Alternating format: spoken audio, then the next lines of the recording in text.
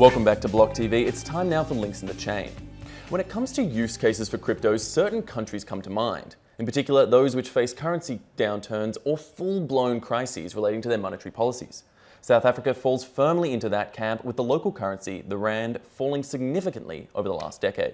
All the more reason to develop much-needed crypto infrastructure, something that is certainly being done by Jade Axe, Johannesburg Digital Asset Exchange, set to open October 1st. And I speak now with founder and director Zev Krein. Zev, thanks so much for joining us. Good to be here. All right, so to kick things off, tell us a little bit about JDAX, about the format, what makes it different, what makes it special. So we started about 2 years ago. We started building the exchange, and initially, I was coming from a computer science background, and obviously blockchain was very huge, and everyone was. And I was looking at the technology, and then I started looking at the various projects, remittance projects, security-backed tokens, what I would like to call peer-to-project finance. And everything kept coming back to an interface between fiat and crypto. And for the next 5 to 10 years, we're going to have that interface. So everything kept coming back to building an exchange. And so that was our first step, is let's build the exchange, and that'll be the nexus of all other projects. Mm-hmm.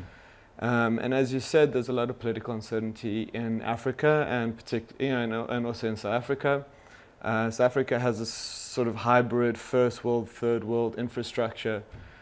So it's a great space to kind of build something like this, and we're building a crypto to fiat exchange, so you can onboard into Bitcoin or the other cryptocurrencies through the rand. Right. We'll have rand pairs for multiple cryptocurrencies, and from there we can start to build what I think will be a complementary financial infrastructure, instead of in a fiat-based system, on a decentralized crypto system. So, I mean, that fiat onboarding point for so much of the cryptosphere and around the world has been seen as a bit of a bottleneck in various countries, and we've seen that manifest in the form of price premiums.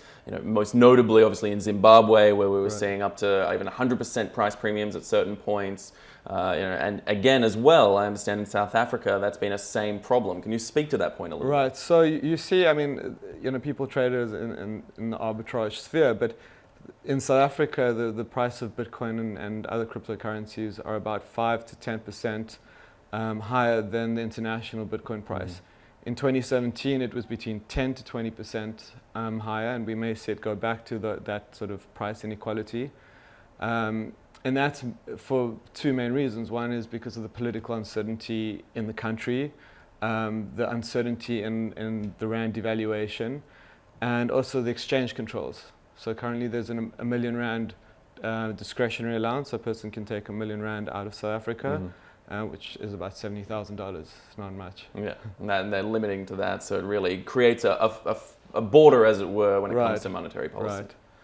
Yeah. So that kind of, all of those features cause Bitcoin, and I think it will continue indefinitely to trade at least 5 to 10% higher than the international price. So then that becomes an interesting point there. We're talking about like the impact of government regulations in this case by having that discretionary allowance, but in a number of ways on the way that people can access the financial system and access cryptos within the financial system. But I understand you guys have a fairly good working relationship with regulators in South Africa. Right. Yeah, I would say actually it's an excellent working relationship. So what has happened in South Africa is the government bodies that oversee the financial systems, such as our Reserve Bank, our National Treasury, our Financial Intelligence Center, our Financial Services Board, they've all formed what they call an intergovernmental fintech working group.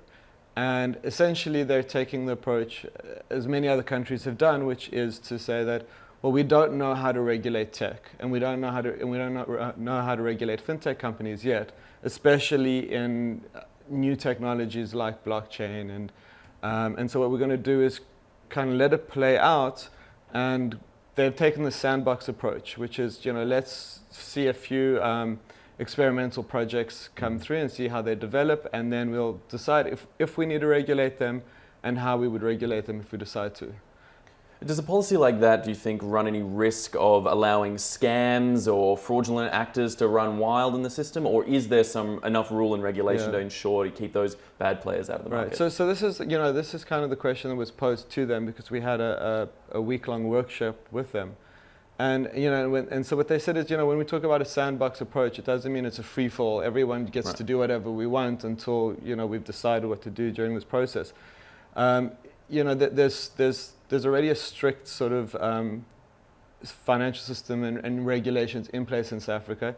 In fact, South Africa has really done well with that. When it came to the crash in 2008, South Africa wasn't really severely adversely affected because of a lot of the protections that they put in. Right. And so those still stand. So it's not a free fall, but and I think that the big companies that are coming in are very respectful. They don't want to be overly regulated. So there's a lot of good internal practices that we're all applying. Mm-hmm. Yeah. And so then going back to JDAX itself and the platform itself, what trading pairs are you originally going to be offering on the platform? So we're going to, it's a sort of a new market and they're still getting used to cryptocurrencies. Sure. So we don't want to confuse them with too many cryptocurrencies. So we'll start with just Bitcoin and Ethereum. Mm-hmm. And in fact, actually what we've done is we've rolled out ATMs at all the most prominent shopping centers. So we have Sandton, which is the economic hub of Johannesburg and therefore South Africa. We have our ATMs in the banking mall of Sandton City. Mm-hmm. So, and that's really about education. It's about people seeing a physical, tangible presence of Bitcoin, which seems so, ethereal and intangible. Mm-hmm. So that's kind of how we will begin as the ecosystem develops and education develops, then we can add a coin, fairly easily. Right. Now, I mean, it seems to me, and at least from what I've read around and understanding the sort of environment there, South Africans generally actually are a little bit more informed and more aware of cryptocurrencies than, say, your average sort of developed nation around the world. Definitely. And in fact, when we were looking at, just the Google searches, South Africa always falls, at some stage number one, and always in the top 3 of Google searches for Bitcoin and cryptocurrency. And I suppose there are a lot of use cases. I mean, the things we've already mentioned there with the limitations on the existing monetary system, the struggles with financial and monetary policy within inside the country, but also remittances make up a big part of what you guys are interested in doing. Can you talk to that a little bit? So, South Africa being, like I said, a hybrid first world, it's a first world infrastructure.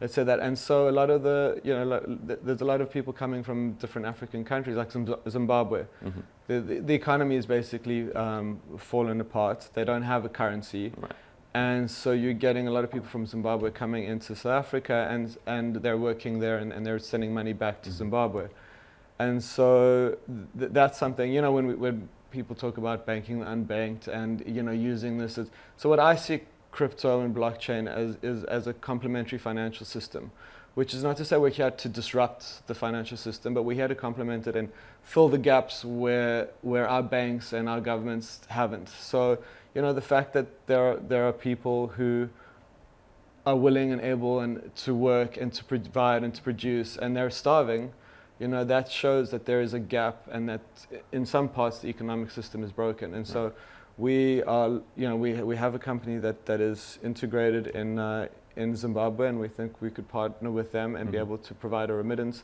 So those people working in Zimbabwe and wanting to send money back to their families would be able to do it between our company and a Zimbabwean company that we're partnering with. And we'll build that system and that project together.